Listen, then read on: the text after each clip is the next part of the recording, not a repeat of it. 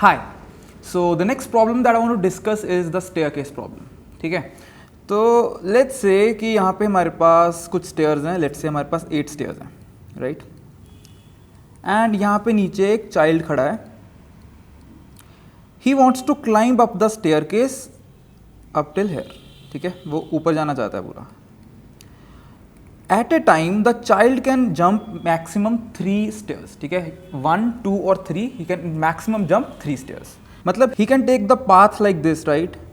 एक एक जंप कर करके ही कैन टेक 2 जंप्स, फिर एक जंप ले ली, फिर 2 जंप्स ले ली, फिर 2 ले ली and so on. He can take 3 jumps, 1 jump, 1 jump, 2 jump. मतलब accordingly he can choose whether he wants to take 3 jumps, 1 jump and 2 jump. कभी भी वो 3 ले सकता है, कभी भी 2, कभी भी 1. मैक्सिमम 3 रहेगी, 3 से ज़्यादा नहीं ले सकता एक टाइम पे. तो अब उसके पास डिफरेंट तरीके हो जाएंगे ऊपर पहुंचने के. ठीक है, एक तरीका होगा कि एक एक लेके पहुंच गया. फिर एक तरीका होगा कि पहले कभी 2 लिए, फिर 1 लिए, 2 लिए, 1 लिए एंड सो ऑन. इस तरह से एंड इस तरह से हमारे पास बहुत सारे डिफरेंट तरीके हो जाएंगे. हमको फाइंड करना है कि what are the total number of different ways, right. Total number of different ways. Okay, so if you think this in the terms of recursion, तुम सिर्फ इतना सोचो कि जो वो लास्ट स्टेप लेगा, मतलब जब ऊपर पहुंचने वाला होगा तो लास्ट स्टेप लेगा, वो या तो वो यहाँ से लेगा, या वो यहाँ से लेगा, या वो यहाँ से लेगा, राइट. जो ये 4th लास्ट वाला है सीधे यहाँ से जंप तो वो नहीं कर सकता, राइट. तो हमारे पास 3 पॉसिबिलिटीज़ हैं कि या तो वो यहाँ से इस स्टेयर से जंप करेगा, या इस स्टेयर से, या फिर इस स्टेयर से, राइट. तो कैन आई से कि अगर मुझे ये nth स्टेयर पे पहुँचना है, right, let's say the function name is count ways.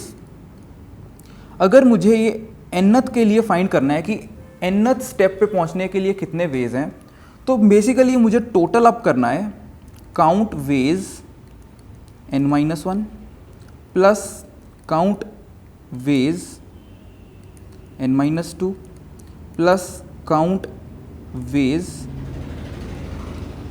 n-3, right. अगर मुझे ये तीनों चीज़ें पता चल गई कि यहाँ पे पहुँचने के कितने तरीके हैं, यहाँ पे पहुँचने के कितने तरीके हैं और यहाँ पे पहुँचने के कितने तरीके हैं, तो उन तीनों को मैं टोटल अप करके मुझे आंसर मिल जाएगा. That is count ways n के कितने तरीके हैं, राइट. तो मुझे पूरे nth स्टेयर तक पहुँचने के तरीके मिल जाएंगे, राइट. फर्दर आगे रिकर्जन लग रही होगी कि जब उसने काउंट n-1 पे कॉल किया तो उसने फर्दर n-2, n-3, n-4 पे कॉल कर दिया एंड सो ऑन. वो सारा चलता रहेगा, राइट.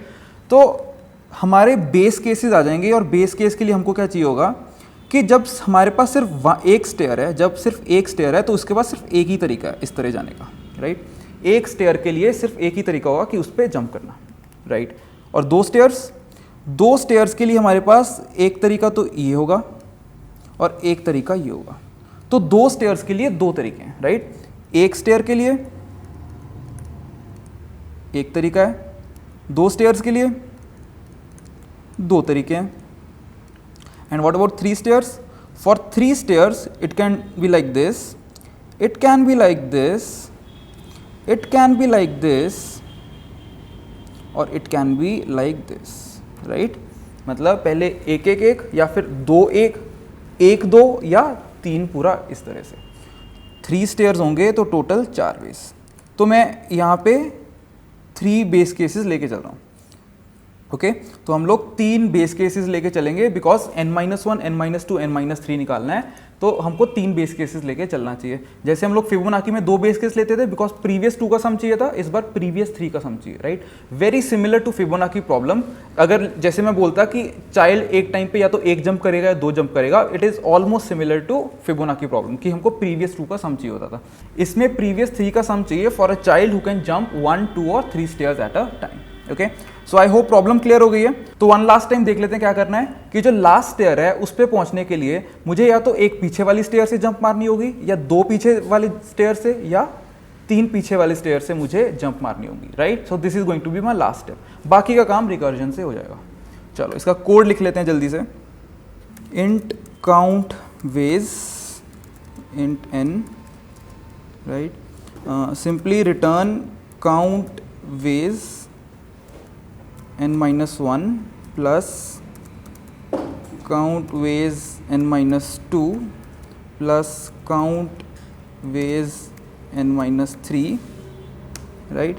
और बेस केस रह गए हैं if n is equal to 1, return 1, else if n is equal to 2, return 2, else if n is equal to 3, return 4, right. So ये हमारे बेस केसेस थे.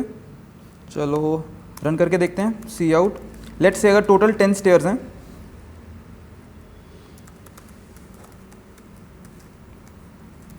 सो 10 स्टेयर्स का मतलब क्या है कि मुझे चाहिए the addition of 9th stair के वेज, 8th स्टेयर के वेज और 7th स्टेयर के वेज. अब 9 के लिए फर्दर 8 7 6 कॉल हो जाएगा एंड सो ऑन, रिकर्जन ऐसे चलती जाएगी. ठीक है.